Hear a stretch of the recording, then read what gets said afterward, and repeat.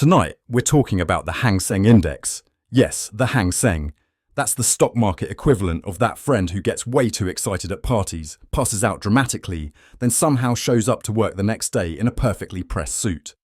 This isn't just market volatility, this is what happens when a rollercoaster engineer gets drunk and designs a stock index. The Hang Seng closed at 23,144 yesterday, dropping a stomach-churning 2.35% from the previous day. But it's still up about 16% year to date. That's like losing $50 at the casino, but reminding everyone you're still up $160 from last month's lucky streak. But here's where things get interesting. And by interesting, I mean potentially terrifying, because according to our analysis, we're approaching what experts call a financial freakout zone. Yes, a financial freakout zone? That doesn't sound like something you want to be part of. That sounds like the name of a CNBC show where they just scream at viewers for 30 minutes straight. Now, I know what you're thinking. John, I don't care about some foreign market named after what sounds like a delicious dim sum option. But you should care. And here's why. March 31st and April 1st. Mark these dates on your calendars, people. According to sophisticated market analysis, these dates stand out as what's called volatility vortex days. That's not my language. That's actual market terminology. It's like the financial equivalent of your GPS saying, in 500 feet, prepare for possible spontaneous combustion. What makes this particularly fascinating is that the market has been on a winning streak since late 2024.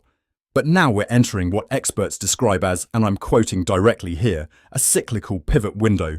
The Hang Seng has been bouncing around like a squirrel on espresso, dropping from 23,905 to 23,344 in just one day. That's not normal market behavior. That's what happens when the market drinks 8 espressos and forgets to eat lunch. But here's where it gets really interesting. The market is approaching what analysts call critical support zone, around £22,700 to 22,500. Critical support zone. That doesn't sound reassuring. That sounds like the name of a horror movie set in a bank or what your financial advisor calls you after seeing your Robinhood account. And it's not just March 31st and April 1st you need to worry about. Late April, specifically the week of April the 21st, is flagged for another potential cyclical high or reversal. That's like your doctor saying, the next month might involve sudden developments, without specifying if those developments involve winning the lottery or growing a third ear. Now, I've barely scratched the surface of what's happening with the Hang Seng.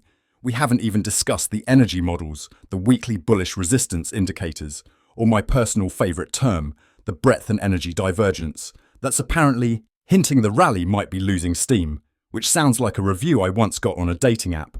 If you want the complete breakdown of what's happening, including specific price targets, key support and resistance levels, and detailed trading strategies for both short-term traders and position traders, check out the full market report in the description below. The report includes everything you need to navigate this market rollercoaster, including detailed analysis of those critical March and April turning points, specific price levels to watch, both upside targets and downside warnings, trading strategies tailored for different timeframes, risk management tips that might actually save your portfolio.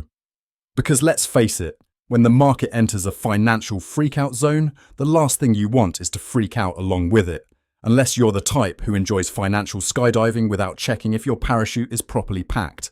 Check out the full report in the description below and stay tuned for our next update, where we'll see if March 31st and April 1st actually deliver the chaos our models predict. Because when it comes to the Hang Seng Index, forewarned is, well, slightly less confused.